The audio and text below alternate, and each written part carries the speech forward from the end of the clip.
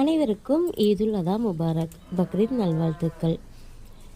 இன்றைக்கி பார்த்திங்க அப்படின்னா பெருசாக எந்த வேலையுமே இல்லை, எனக்கு ரொம்ப ஃப்ரீயாக இருக்கிற மாதிரி இருக்குது.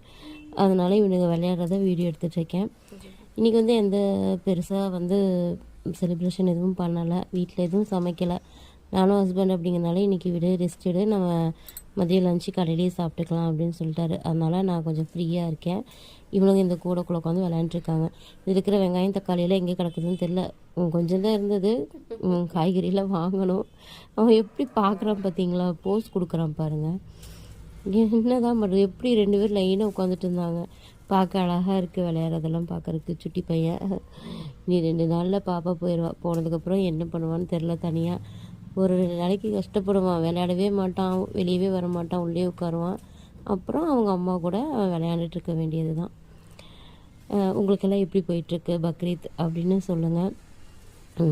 காலையில் எழுந்திரிச்சு சுபோ தொழுதுட்டு பள்ளிக்கெல்லாம் போயிட்டு தொழுதுட்டு பெருநாள் தொழுகையெல்லாம் தொழுதுட்டு வந்தாச்சு. மனசுக்கு திருப்தியாக இருக்குது. நான் அது சின்ன சின்ன கிளிப்பிங்காக எடுத்து வச்சுருக்கேன். நாளைக்கு வீடியோவில் போடுறேன்.